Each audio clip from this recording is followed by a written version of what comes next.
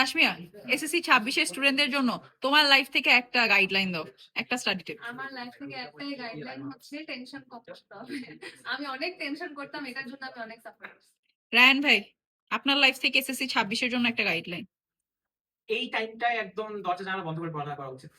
ওকে, fine ভাই, আপনার life থেকে।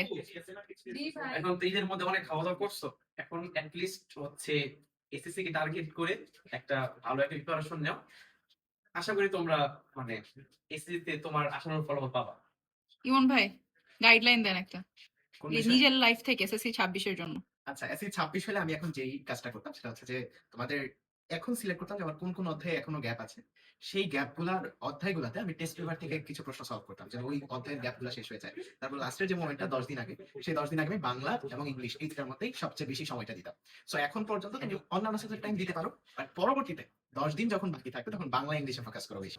ওকে, নোমান, এসএসসি 26 এর স্টুডেন্টদের জন্য একটা গাইডলাইন তোমার লাইফ থেকে। এসএসসি 26 যারা এখন পরীক্ষা দিবে ওদের পরীক্ষার সময় আছে মাত্র 3 সপ্তাহের মতো। তো আমার জায়গা থেকে যেটা মনে হয় শেষ মুহূর্তে এসে আমি নতুন কোনো টপিক না ধরে চেষ্টা করেছি যে টপিকগুলো আমি আমার কাছে সহজ মনে হয়েছে অলরেডি কমপ্লিট সেই টপিকগুলো আমি বারে বারে প্র্যাকটিস করব। রাহাত, 26 এর স্টুডেন্টদের জন্য তোমার লাইফ থেকে একটা গাইডলাইন দাও। এসএসসি 26 এর লাস্ট মোমেন্ট এখন তো যেটা করতে হবে টেস্ট পেপার বেশি করে সলভ করতে হবে। যারা এ প্লাস পাইতে চাও তারা এখন যে কয়টা বোর্ড প্রশ্ন আছে বোর্ড প্রশ্নগুলো ভালো করে করো, আর যদি সময় থাকে তাহলে স্কুলের প্রশ্নগুলো টেস্ট পরীক্ষার প্রশ্নগুলো দেখতে পারবা। আর এমসিকিউ ভাই বেশি বেশি প্র্যাকটিস করো, ক খ আর শর্ট কোশ্চেন এগুলাতে একটু মনোযোগ দাও। অমিয় ভাই, আপনার লাইফ থেকে এসএসসি 26 এর স্টুডেন্টদের জন্য একটা গাইডলাইন।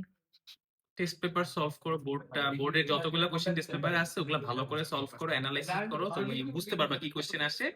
আর তোমার উইকনেস গুলো পয়েন্ট আউট করো, ওগুলোর উপর একটু কাজ করো, 1 মাস এনাফ ভালো রেজাল্ট করার জন্য। এখন অনার প্ল্যান কি? এখন আর ভিডিও দেখো না, ভিডিও দেখতেছো কেন? পড়তে বসে, ভিডিও দেখে তোমার কিছু হবে? ভিডিওটা বন্ধ করো আর ফোন ধরোই না, পড়তে বসো।